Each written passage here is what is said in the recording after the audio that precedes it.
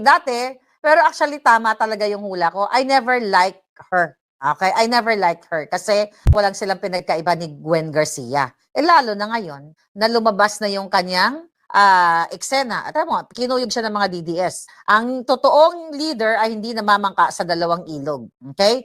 True leaders also means staying consistent with the people who supported you. Alam niya na ni Pambari 4, mag-comment pa ako dyan, basahin natin, nabangag si Marcos Jr. Again, it's vested interest. Nanalo siya because of the 30 supporters. Dahil buwisit na buwisit ang mga Cebuano kay Gwen Garcia, nakalaban niya. Oh, para mas marami pang time si Bari 4 magbiga-biga sa Reels. You know, ako nagre-reels ako, di ba? Ang hirap mag-reels minsan nauubos yung isang oras ko sa isang reels lang kasi mag-edit-edit ka ba? Pero yes, dumikit. Ito yung problema sa politics. Kaya nga dapat talaga mag-ingat si Inday Sara. Pambari 4. Okay, tignan natin. Yes. Unang-una, si Pambari 4 daw gabiga-biga man katulad kay Gwen Garcia. Retokada ba si Pam? Wala naman akong ito sabi niya, 2 days ago, a true leader does not climb by stepping on others. A true leader rises by lifting others. I think, sinabi niya ito nung na-interview si Inday Sara. Tama ba ako o mali? Mag-comment kayo dyan. Na si Bangag is isang, ang konteksto inutil, walang ginawa sa bayan, kundi, yan yung ginagawa niya ngayon. I think para kay Inday Sara to, right? Tama? Kung ito ay para kay Inday Sara, ang sinabi ni Pambari 4, which is kinuyog siya, ng comment section, sabi pa nga dito, a true leader knows how to repay the people who help her elected with good deeds. Okay? Hindi na talaga natin may alis na may mga taong user na sumakay sa mga Duterte nung nanalo, ayun, nagkisas na kay Bangag. Nagkisas na kay Lisa Tanas. Okay? Dati, pero actually tama talaga yung hula ko. I never liked her. Okay? I never liked her kasi walang silang pinagkaiba ni Gwen Garcia. Lalo na ngayon na lumabas na yung kanyang eksena. At mo, kinuyog siya ng mga DDS. Ang totoong leader ay hindi namamangka sa dalawang ilog. Okay? True leaders also means staying consistent with the people who supported you. Alam niya na ni Pambari 4, mag-comment pa ako dyan, basahin natin, nabangag si Marcos Jr. Again, it's vested interest. Nanalo siya because of the 30 supporters. Dahil buwisit na buwisit ang mga Cebuano kay Gwen Garcia, nakalaban niya. Oh, para mas marami pang time si Bari 4 magbiga-biga sa Reels. You know, ako nagre-reels ako, di ba? Ang hirap mag-reels minsan nauubos yung isang oras ko sa isang reels lang kasi mag-edit-edit ka ba? Pero yes, dumikit. Ito yung problema sa politics. Kaya nga dapat talaga mag-ingat si Inday Sara. Ate mo, siya, kinuyog talaga siya. Sabi ng nag-comment, doon pa din kami sa nagpanalo sa'yo. A true leader does not create division among people. Instead, she or he brings people together for the greater good.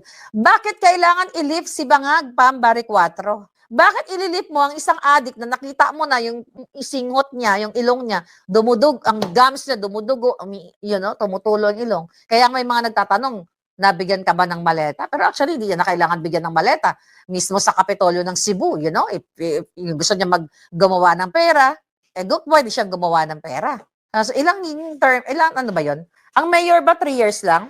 Ay, governor? I forgot. 3 years? O, sana may papalit sa kanya na totoo. User siya. Okay? At saka yung mga biga-biga niya, nabuisit tayo nun kay Gwen Garcia, na nagbiga-biga, na parang kalabera ng itsura, nag-tiktok ang alpot, di ba? At siya naman nag-tiktok din, nagbiga-biga. It's okay to tiktok. But parang abala sa pag-tiktok. Sabi ni concerned citizen, nakakalungkot. Huwag ka malungkot. At least nahubaran natin. Pag may nakikita, 3 years lang, di ba? Huwag yun ang papanalunin yung bigatla na yan. Kasi traidor.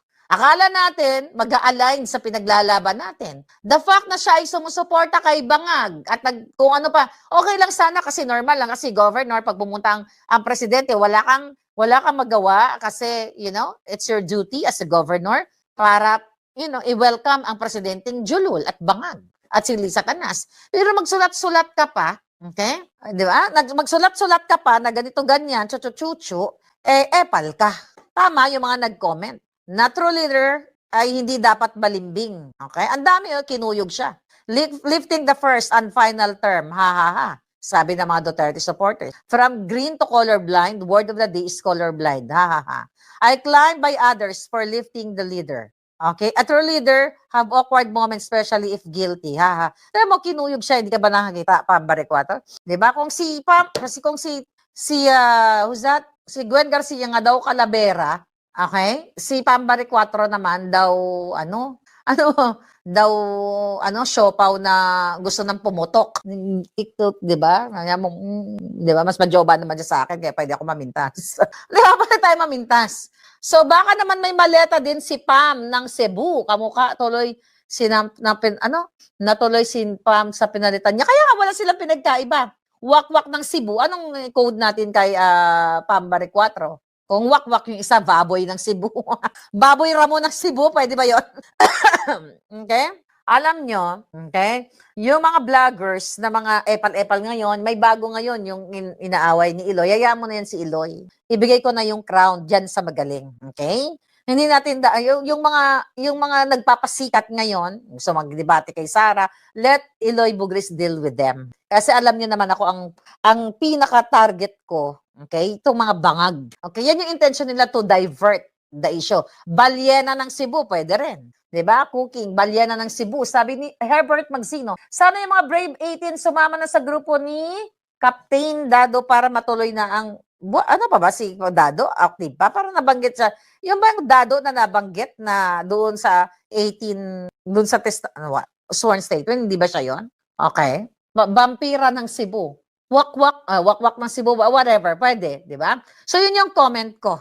Okay? Traidor sa bayan, traidor sa Cebuano, walang pinagkaiba kay Wakwak. Kaya siya ay kay Calavera ng Cebu. Calavera. O yan, vampira. Okay, sumisip-sip ba ng dugo? Okay, yun ang comment ko doon, mga babayan. So it's hard sa politics talaga. Marami talaga, even sa buhay natin. Kaya mag-ingat kayo. Sa buhay natin, sabi nga nila, kapag hitik ka ng bunga, sabi nila, giti ng Cebu, pwede man, bilat ng Cebu. Oh, pwede rin yun.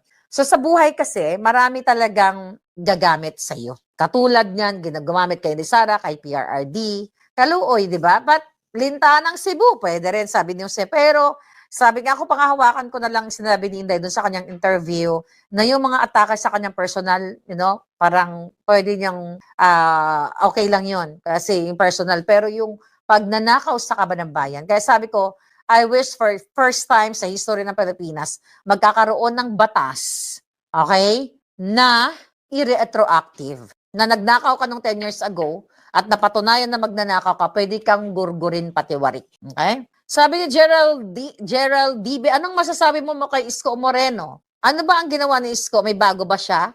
Well, for president, of course. Isko. Isa pa yan, di ba? Ang mga Marcos, pananagutin ko. Parang si Pacquiao, ang mga Marcos, pakulong niya si Imelda.